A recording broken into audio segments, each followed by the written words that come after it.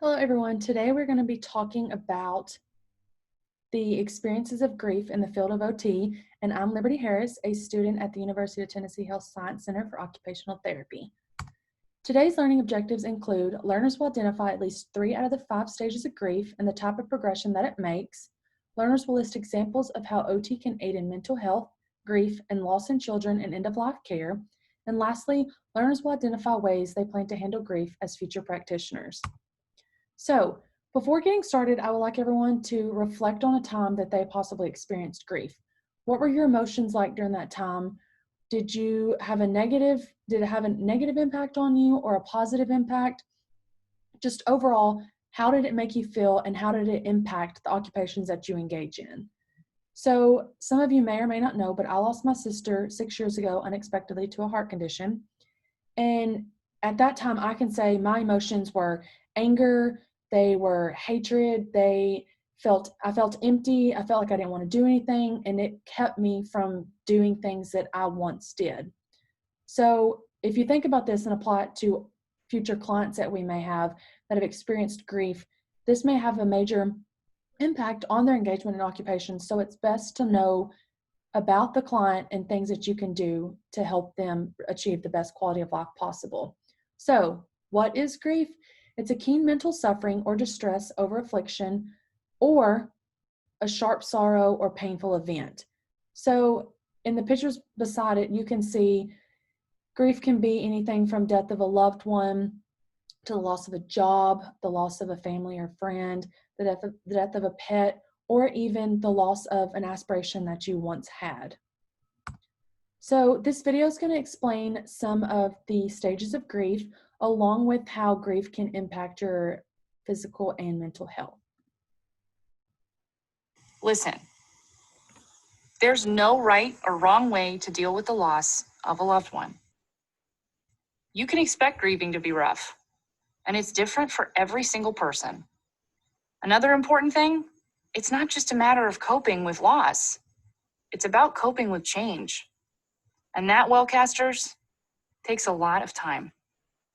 Today on Wellcast, we're dealing with a pretty difficult subject. How do you deal with the death of a loved one? How do you live your life in the face of a life-changing event? We don't have all the answers. And honestly, you're going to have to work through your pain in your own way, at your own pace. But if you're looking for it, we do have some advice. First things first, you need to remember that grief is a process and not a task. You might have heard of a popular theory that breaks up bereavement into stages: denial, anger, bargaining, depression, and acceptance.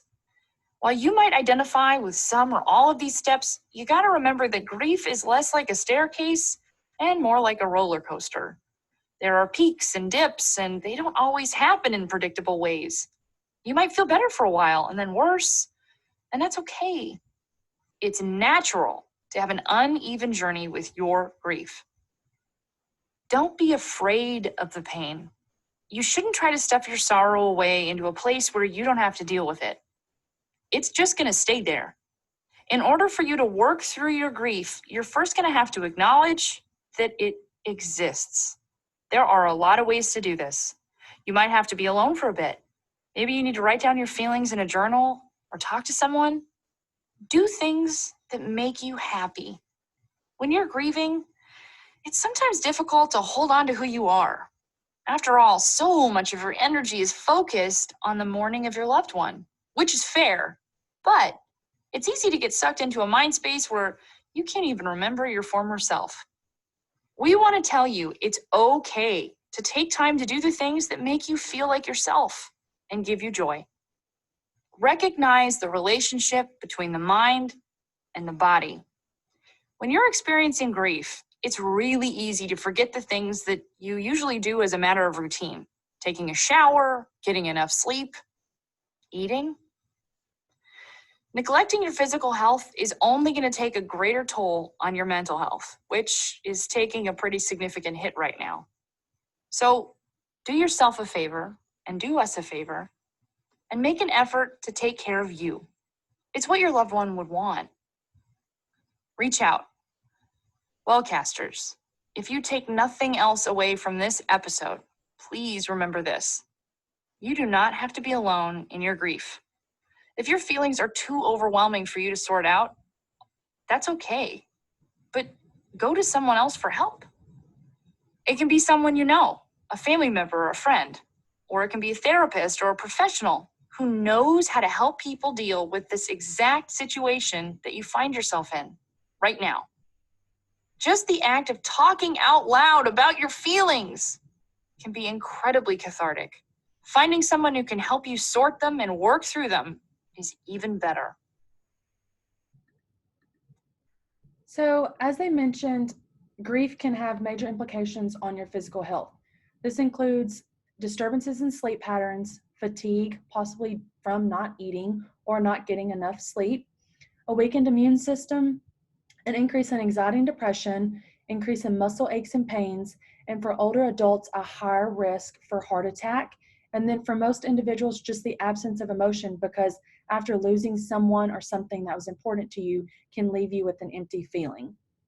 So, occupational therapy and grief. Sadly, we cannot avoid death, and the loss of someone we know or come in contact with is going to happen at some point in our life.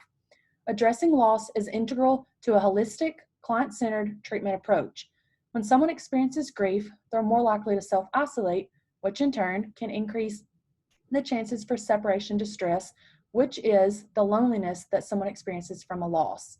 That is why it is important for OTs to address social participation to make sure that clients are engaging in activities with others. Now, whether that be with family members, people they may or may not know, or even people that they may experience the same thing, maybe experiencing the same thing, kind of like OTs being able to provide the resources for that client to attend a support group. Another impact that grief can have on someone is their ability to engage in both ADLs and IADLs. Most often, clients will remain in shock and disbelief and be focused on the what ifs that they actually forget to care for themselves. This could involve decreased self-care, like showering, sleeping, or actually engaging in things that are something meaningful to them. Also, it can have an impact on increasing bad habits like turning to drugs and alcohol, or not being able to take care of responsibilities like possibly a child if a mother loses her husband and she is overcoming the grief that she is unable to take care of herself and her child. And for example, one that I noted too for IADLs and ADLs was the fact that after my grandmother had lost her grandfather, or my grandfather, she actually was very dependent on my grandfather. So she had to relearn to do everything, to drive, to take care of things around the house, and even provide meals and do the laundry and shopping and everything in that nature. So another impact that OTs can address is for a child, play and leisure is very important and can be impacted because that child may isolate themselves from their peers, or even adults may just really not find the interest in engaging in anything that is leisureful to them. And then also, as I mentioned, sleep and rest, grief can consume one's thoughts. So when grief consumes our thoughts, it makes it difficult for us to unwind and relax and possibly sleep, or even the client or person experiencing a loss could be having dreams at night, which awaken them and keep them from sleeping. So next, I want to ask you this question. Let go and try to move on, or build the bond. As many of us know, we've always been told after the loss or after something occurs that we felt deeply about and it didn't go our way, most people tell you to let go and just move on and pull your pants up and just keep going. But when it comes to grief, this isn't always possible. So making sure to continue building those bonds can have like a healthy adaptation to your occupations, but that also depends on that person's time of mourning. So sometimes it may not be the right time to build that bond and they may need to continue their grief process. But as occupational therapists, it is important for us to make sure to build that bond with our client. When building that bond, it allows us to have the client open up to us and talk about what might be the most difficult for them and make the therapeutic relationship between the client and the therapist the most beneficial during treatment sessions. When building trust, remember though, with every client, every person that you come in contact with, make sure to use active listening, be empathetic, and also use your use of therapeutic self. So in the boxes below, you'll see 3 different boxes. And in an article that I read, it talks about how each person identified these topics of accommodation, assimilation, and continuing bonds to re-engage in those occupations that they once did. So occupational accommodation is the adaptation to an occupational pattern in response to the changing reality. So for one example, a lady had lost her mother and she finally decided to leave a job that she had been at for 13 years. And she decided to pursue a career in something that she never had thought. And she said that once she did this, the loss of her mother pushed her to do something to make her feel like she was doing something good in the world. And then for others, occupational assimilation is known as the filtering of a loss through occupational patterns that are already in your life. So for a dad, he had lost his son and he talked about instead of staying at home and grieving with his wife and just thinking of the what ifs and the redundancy of the thoughts that could occur, he decided that it was best to go back to work, and it helped him overcome his grief and still engage in those occupations that he was used to. And then lastly, for some individuals, just continue bonding. That could be a bond that they once did something together, keeping that person's possessions, or even gaining comfort through the memories that you experienced with that person. For one college athlete, she talked about how after the passing of her grandfather, she continued to play because it made her feel like her grandfather was with her, and it was something that he always came to her games, and she knew that even after his passing that he was still with her. So through this article, it shows each different person and their scenario and how they adapted to putting meaning back into their occupations. So as future practitioners, it's important to notice, excuse me, that some people lean to new pursuits and occupations after the loss of a loved one to find meaning, while others return to familiar occupations like returning back to a job that they've always had. Either way, occupational therapy is intended to be therapeutic and helping those clients receive the support and assistance they need to get back to those occupations are the most important. So when we go forward as future practitioners, each client or even as our own practitioner, and no matter the setting, a SNF, a school, we may experience grief ourselves.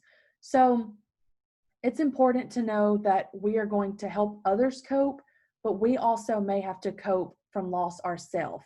Make sure to have a great support system. Have others around you that lift you up and people that you can talk to, or possibly even build a bond with. Find peace in knowing that you did possibly all that you could to help that client, and know that the last few months, days, or whatever impact you had on that client made their quality of life better. If needed, reach out for closure, whether that be a letter that you write and send, or just a letter that you write out to get your thoughts on paper. Or if you want to, offer a phone call to talk to the family, or just talk to your own family members. Make sure to care for yourself and also journal those experiences that occur throughout the life. Sometimes it's helpful to see the progress that you can make while becoming a practitioner, and it can help you reflect on what could have been done differently for future clients, because sometimes in the moment we don't think about things, but when we can reflect and go back, hopefully we can apply that to future practices. So when I end today, I would like to state a quote that I found in an article. It says, "We are connected to something greater than ourselves, that we belong and are at home in this world that is a safe, orderly, and trustworthy world, that there's a point on going day to day, pursuing purposes, caring, loving, hoping, and aspiring, that living a human life is ultimately meaningful and worthwhile, and that there's a reason to continue and act in the world, however elusive that reason may be." So as we go forward, just remember to keep in mind that each person's grief is different. Each person is going to have a different experience each day. And as occupational therapists, it is our responsibility to help them open up to us so we can figure out what is most meaningful to them and help put purpose back in their life, no matter the situation, just working with them. So after this lecture today, I would like for you to please read the 2 articles that are also listed underneath the materials, kind of skim over those and see how occupational therapy is important for grief in children along with end-of-life care, to answer a few questions on the knowledge check, and then also please answer the questions related to grief and how you can impact somebody's life as a future practitioner. I'd like to thank all of you for listening to my presentation.